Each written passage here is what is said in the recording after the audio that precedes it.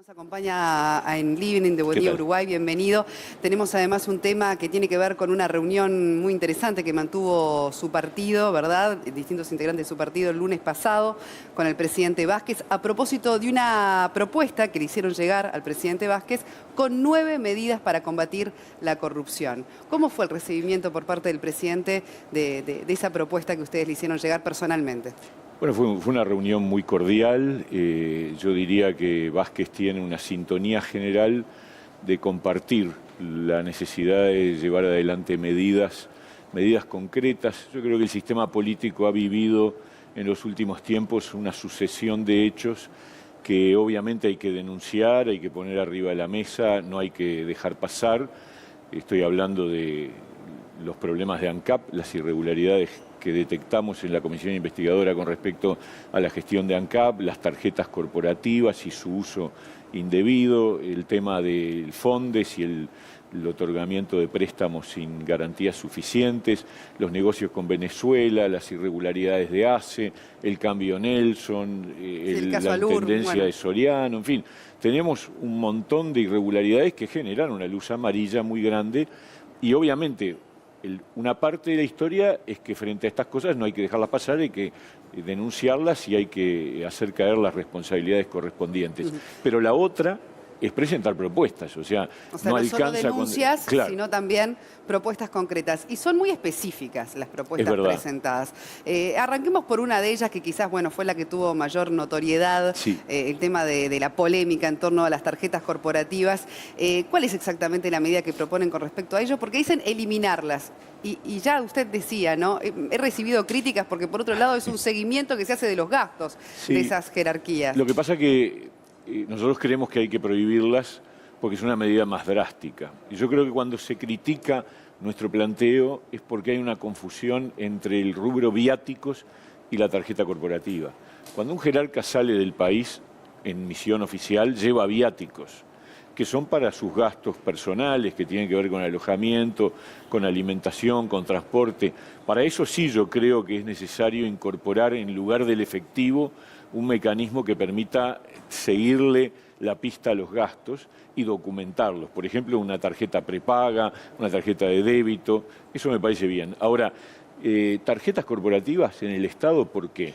Porque, por ejemplo, si un jerarca en el marco de un viaje, de una salida, tiene necesidad de invitar a comer al jerarca de otra empresa, bien lo puede hacer con su plata o con su tarjeta de crédito. Y pedir el reembolso. Claro, guardar la documentación y pedir el reembolso. Y no dejarle una tarjeta con un tope bastante elevado para que en el transcurrir del mes incurra en varios gastos, a veces numerosos gastos. ¿Por qué? ¿Por qué la regla tiene que ser tener la tarjeta, sino que es al revés? Bien. Si el gasto corporativo es un gasto excepcional, inesperado. Otro de los puntos tiene que ver con el Tribunal de Cuentas, ¿no? En definitiva, dotarlo también de mayor autoridad frente a las observaciones que remarca y que muchas veces quedan en la nada. Se hacen numerosas observaciones a alguna actividad en particular sin demasiadas consecuencias. En ese sentido, ¿qué es lo que proponen? Bueno, para mí, Soledad, ese es uno de las 9 medidas. ¿Y algún ejemplo concreto, ¿no? Sí. De que haya tenido demasiadas observaciones y sin embargo haya quedado en la nada? Exacto. El dato es el que tú decís. El tribunal observa, el administrador reitera el gasto y sigue adelante. Por lo tanto, el tribunal hace su trabajo, lo hace bien, es técnicamente muy solvente, pero tiene el problema de que no es obedecido. Entonces, ¿qué es lo que nosotros planteamos? Que para ciertos actos de valores de determinado nivel en adelante, porque tampoco podemos caer en el extremo de trancar toda la administración, ¿no es verdad? Pero hay observaciones y observaciones. Hay observaciones por ilegalidad, por montos importantes. Voy a dar un ejemplo, como tú me pedías. Cuando ANCAP licitó la agencia de publicidad, hubo 4 observaciones del Tribunal de Cuentas y la licitación era por un monto muy importante. No recuerdo ahora, pero eran millones de dólares. ¿Qué hubiera pasado si estuviera presente la medida que nosotros planteamos, que es que cuando un acto de determinada entidad es observado, genera un efecto suspensivo? Es decir, no se puede seguir adelante. El jerarca tiene que corregir la observación, tiene que hacerse cargo de ella, o la Asamblea General debe debatir sobre esa observación y resolver en definitiva. Ese es el planteo que hacemos. ¿Qué hubiera pasado? Hubiera frenado la licitación, hubiera seguramente corregido el proceso licitatorio, probablemente hubiera sido seleccionada otra agencia de publicidad y no tendríamos hoy en la justicia una serie de denuncias vinculadas con la gestión justamente de la publicidad de ANCAP. Claro, en Ese es un definitiva ejemplo. también, bueno, jerarquizar, usted decía, las observaciones, no que tranquen toda la administración por ese efecto de suspensión, pero sí aquellas consideradas de determinada gravedad que puedan tener un efecto concreto, en definitiva, sobre esas autoridades. Exacto.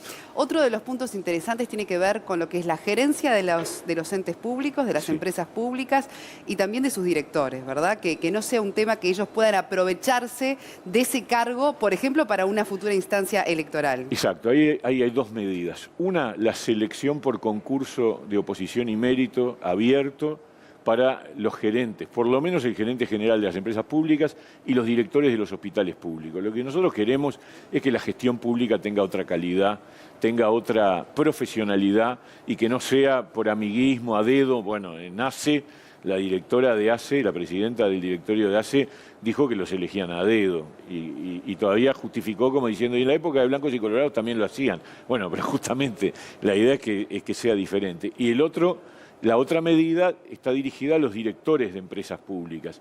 Ustedes saben que hoy hay una inhabilitación por el último año.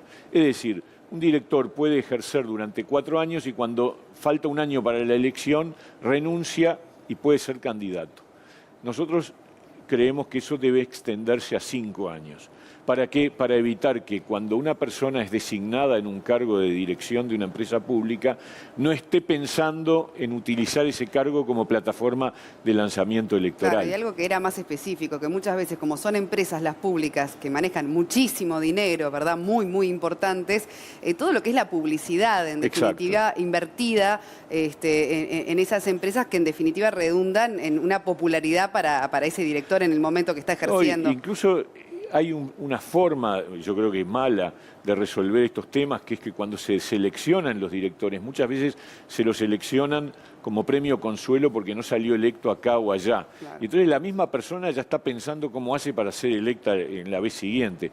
Y tú decías bien, las empresas públicas manejan muchos recursos y pueden perfectamente ser la tentación para hacer una campaña encubierta. Digamos, exactamente. Y ha ocurrido, ¿no? El caso más claro fue el de ANCAP, pero en el periodo anteriores hubo también ejemplos de gente que utilizó esto como trampolín electoral. Bueno, hubo casos muy resonantes de corrupción, enumerábamos casos bien polémicos al comienzo de la entrevista, pero digamos que Uruguay sigue estando bien posicionado si comparamos con la región en materia de transparencia y de corrupción. Sin embargo, es de un tiempo a esta parte que nota mayor preocupación porque hubo mayores denuncias concretas, más actuación de la justicia penal en los determinados casos.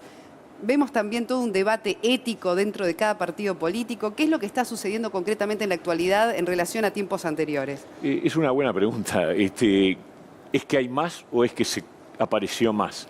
Yo creo que cuando un país crece, en Uruguay ha pasado, cuando hay momentos de crecimiento de la economía se aflojan los controles, porque hay plata y entonces todos estamos de sangre más dulce. Me parece que eso está pasando, que durante el periodo anterior hubo mucha plata y entonces se aflojaron los controles. También un gobierno con mayoría absoluta es un gobierno con menos control y lo que está ocurriendo es que ahora saltan todos esos episodios y yo creo que nosotros tenemos menos corrupción que otros países, yo estoy de acuerdo, pero también tenemos organismos de control muy débiles.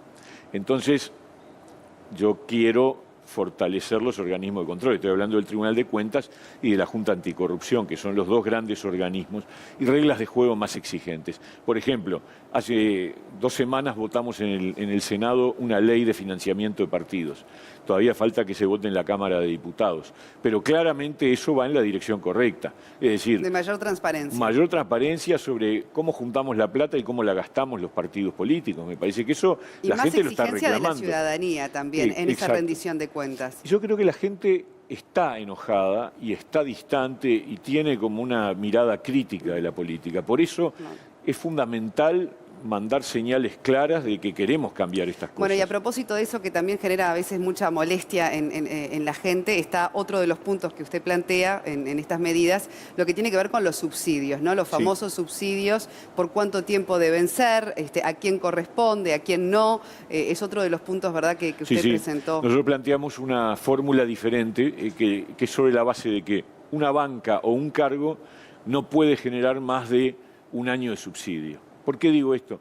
Porque un expediente que existe es una persona ocupa un cargo, renuncia a la mitad de periodo y tiene un año de subsidio. Entra su suplente, trabaja la otra mitad del periodo y tiene otro año de subsidio. Sí, o quizás algunos meses nada más. O algunos meses, exactamente, porque la ley además permite eso. Bueno, nosotros decimos no. Una banca, un año de subsidio. Si se repartió en 3... No importa quién la va a ejercer, claro. Claro, si se repartió en 3, será 3 meses uno, 4 meses el otro, pero no más de un año. Y algunos hablan de bajarlo a 6 meses. Bueno, nosotros eso estamos dispuestos también a analizarlo. Usted no acompañó el subsidio a Sendic porque dice que renunció por irregularidades, sí, claro, y por lo tanto su votación en ese momento fue negativa. A ver, lo que nosotros deberíamos haber votado, era el adelantamiento del subsidio del 2020 a hoy. Y de ninguna manera nosotros íbamos a votar eso, porque era como un premio incluso, porque la persona renuncia por un montón de acusaciones ante la justicia, que la justicia va a dilucidar en los próximos meses. Y resulta que además pide el subsidio y además se le da el subsidio. A ver, yo creo que, y además se le adelanta el subsidio, me parece que era indebido y nosotros obviamente no acompañamos. Redondeando, Vázquez recibe, ¿verdad?, estas 9 medidas contra la corrupción o por mayor transparencia, y de ahora en adelante, bueno, la idea es plantearlo como debate en la Cámara. Todo esto lo hemos presentado además como proyectos de ley. En el correo de la semana pasada dimos un paso más, yo me reuní con el presidente del directorio del Partido Nacional, con Luis Alberto Heber, y le hice entrega de las medidas. Esta semana vamos a hablar con el Partido Colorado y con el Frente Amplio y la Unidad Popular, y el objetivo es que haya consenso, por lo menos en algunas, para poder convertirlas en ley, yo supongo, en el transcurrir del año que viene, ¿no? Claro. Muchísimas gracias, Pablo Mieres, senador gusto, por el Partido encantado. Independiente, por habernos acompañado.